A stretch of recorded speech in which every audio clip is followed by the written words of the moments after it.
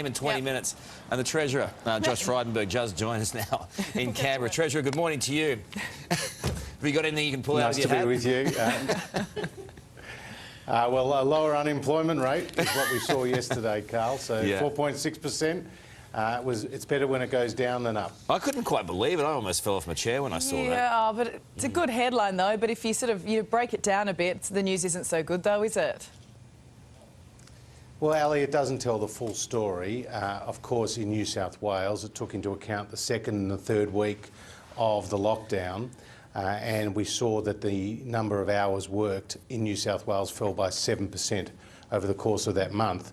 On the other side, you saw in Victoria, where they were emerging out of lockdown, the number of hours worked increased by nearly 10%. So what it does show is that the economy is very resilient. We will bounce back, and that occurs when restrictions are lifted and you start to suppress the virus. But you're right, right now, we're going through a very difficult time. We're not celebrating these numbers. We're very much focused on getting the economic support, both to the businesses in New South Wales and across the country, as well as the household support through the COVID disaster. How much are you factoring in terms of jobless? Because it was only a matter of weeks ago that I think it was either the SMH or the Fin Review carried the story of losing 10,000 jobs. I think it was either a day or a week.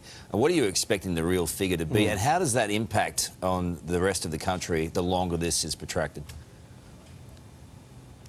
Well, we're seeing the impact not so much in the number of people who've lost work altogether, but in the number of people who are working, who are employed but have 0 hours effectively of work because the health restrictions mean that they can't turn up to the office or they can't turn up at the shop or do their other jobs. And we saw in New South Wales that 230,000 people actually were employed on 0 hours over the course of that month as a result of the lockdown. So it is having a real impact. But again, last year, Karl, we saw the unemployment rate reach as high as 7.4% in July, but today it's down to 4.6%.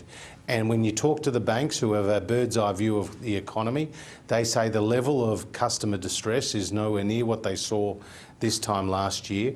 We know that in New South Wales, they're providing relief to retail tenants. I've spoken to the Tax Commissioner. He's providing relief to taxpayers who are in hardship. The banks are providing relief with deferrals of loan repayments. And of course, our $750 payments have gone out to 1.4 million Australians. So that is very significant support that hopefully is cushioning the blow, but no one is diminishing the very, very difficult times that people watching your program right now are going through. Because it's interesting to hear you say that because, as you would know, Karl and I talk to business owners every single morning, 3.5 hours, several every single day. And it's just not the sentiment that we're hearing from businesses themselves, from small businesses. This year is a lot tougher. And a lot more feel that they're not going to get through and they don't feel that you're giving them enough support. Well, in the case of New South Wales, we're seeing more than $500 million go out the door to businesses over the course of every week. That is the expectation of the payments that we are providing with the New South Wales Government. Yesterday in Victoria, we announced in partnership with the Victorian Government $807 million for small and medium-sized businesses. In Queensland, we partnered with the Palaszczuk Government in a $600 million program, and we've done similar programs across South Australia, Tasmania, Northern Territory, the ACT, and we're working with WA. So we are putting our hands deep into our pockets to provide that economic support to small business. I know how difficult it is. I know for the cafe that it can't have people seated in the cafe or the restaurant as they normally would. I know for the cleaner who can't turn up at their workplace because there's no one in the office. And I know how difficult it is for people working from home and also having their kids homeschooled. That is a really, really difficult time. But they need to know that our economic support is there. It's unprecedented in scale. There is confidence and hope, and it's based on the Doherty Institute modelling, the plan that was agreed by all the premiers and the chief ministers. Once we get to 70% and 80% vaccination, we know that stringent lockdowns, Karl and Ali, are unlikely. We know that the transmissibility of the virus gets reduced. We know that the number of people who get serious illness reduces. And that's why Everyone needs to roll up their sleeve and get the jab, and it was so pleasing to see just yesterday 309,000 people getting the jab. That's more than 3 MCG's full-on grand final day. Yeah. That is an incredible number, 215 a minute. People's hesitancy about getting the vaccination is reducing each and every day. The problem is, unfortunately for Melbourne, they're unlikely to see any capacity at the G for some time. We've still got this ongoing problem in Sydney. It's such an issue. I mean, we had another institute on yesterday suggesting that this could be catastrophic if it keeps going the way it's going. The PM says lockdowns in New South Wales have to work. But there's little sign of that in New South Wales. When people say this could go until Christmas, it breaks businesses' hearts.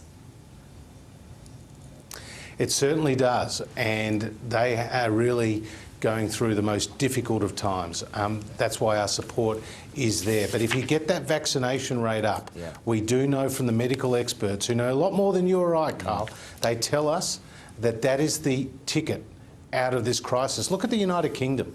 They've got a vaccination rate now at 75%, yet they're still seeing 30,000 cases a day, and indeed in some days more than 100 deaths. We're going to have to learn to live with COVID. We have to accept there are going to be deaths. We're going to have to accept there's going to be hospitalisations, but when we get to those targets, we can start to open up the economy. The state premier should have no expectation that our Commonwealth assistance will continue in the scale that it has been to date, because we're working to a plan, and that's why the vaccination target of 70 and 80% are so important. Josh, you would know this only too well. The state premiers will not accept any amount of COVID. They've got zero tolerance for it, apart from Gladys Berejiklian. So how can we be one nation when the premiers are so divided? Well, it's a fallacy for any person in Australia to think that we can actually eliminate the virus. We can't. No country's done it. Based on the vaccines and their efficacy that we know today, based on the medical advice, you cannot eliminate the virus. We have to live with it. So people have to be straight with the public and tell them there are going to be more cases. There are going to be deaths, but we can't live in lockdown forever. That's our message.